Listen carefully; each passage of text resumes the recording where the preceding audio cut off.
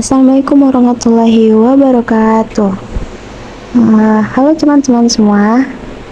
Jadi pada video kali ini kita akan bahas materi tentang mata kuliah konsep dasar PKN. Sebelumnya saya izin perkenalkan diri. Nama saya Umunur Syalama, Prodi PGMI. NIM saya 2311306055.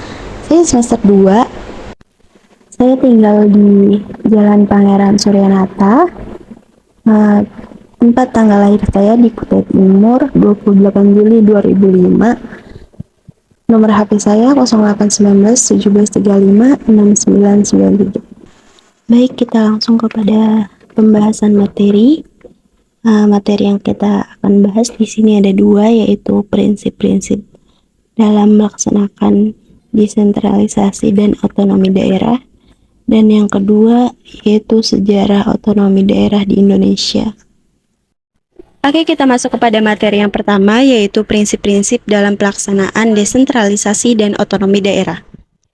Dalam pelaksanaan desentralisasi dan otonomi daerah, terdapat beberapa prinsip yang menjadi landasan utama, antara lain kemandirian daerah, partisipasi masyarakat, akuntabilitas, efisiensi dan efektivitas, kesetaraan, koordinasi dan kolaborasi, dan perlindungan hak asasi manusia.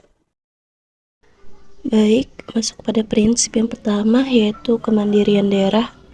Memberikan kebebasan kepada pemerintah daerah untuk mengelola sumber daya dan kebijakan sesuai kebutuhan lokal. Yang kedua yaitu prinsip masyarakat. Melibatkan partisipasi aktif masyarakat dalam proses pengambilan keputusan lokal untuk memastikan kebijakan yang dihasilkan relevan dan sesuai dengan kebutuhan mereka. Yang ketiga, akuntabilitas. Menjamin transparansi dan pertanggungjawaban pemerintah daerah terhadap penggunaan anggaran dan pelaksanaan kebijakan. Yang keempat, efisiensi dan efektivitas, yaitu memastikan bahwa pelaksanaan desentralisasi dan otonomi daerah meningkatkan efisiensi dan juga aktivitas dalam penyediaan layanan publik. Yang kelima, yaitu kesejahteraan. Menjamin bahwa semua daerah memiliki akses yang sama terhadap semua sumber daya dan kesempatan untuk pembangunan.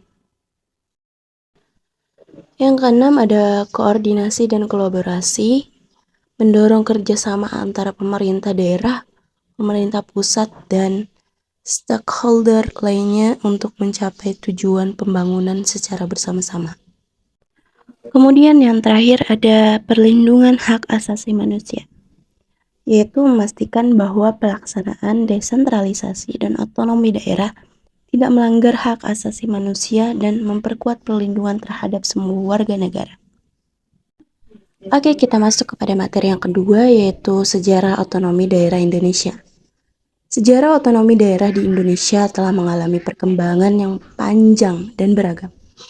Beberapa titik penting dalam sejarah otonomi daerah Indonesia antara lain yaitu era kolonial, era kemerdekaan, pembentukan Undang-Undang Nomor 5 Tahun 1974 tentang pemerintah daerah, kemudian era reformasi, dan perkembangan terkini.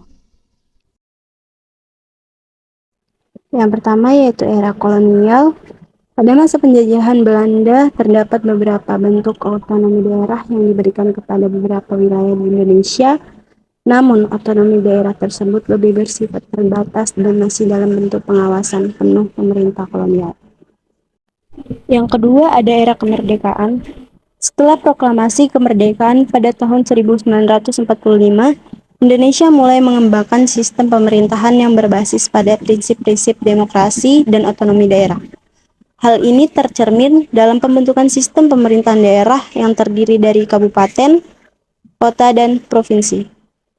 Yang ketiga, pembentukan Undang-Undang Nomor 5 Tahun 1974 tentang pemerintahan daerah. Undang-undang ini menjadi tegak penting dalam sejarah otonomi daerah di Indonesia. Undang-undang ini memberikan dasar hukum bagi pembentukan otonomi daerah dan menetapkan struktur pemerintahan daerah yang lebih terorganisir. Yang keempat, era reformasi. Setelah reformasi tahun 1998, Indonesia mengalami perubahan besar dalam sistem pemerintahannya. Pemerintah mulai memberikan otonomi yang lebih luas kepada daerah melalui Undang-Undang Nomor 22 Tahun 1999 tentang otonomi daerah dan Undang-Undang Nomor 25 Tahun 1999 tentang pemerintahan keuangan antara pemerintah pusat dan daerah.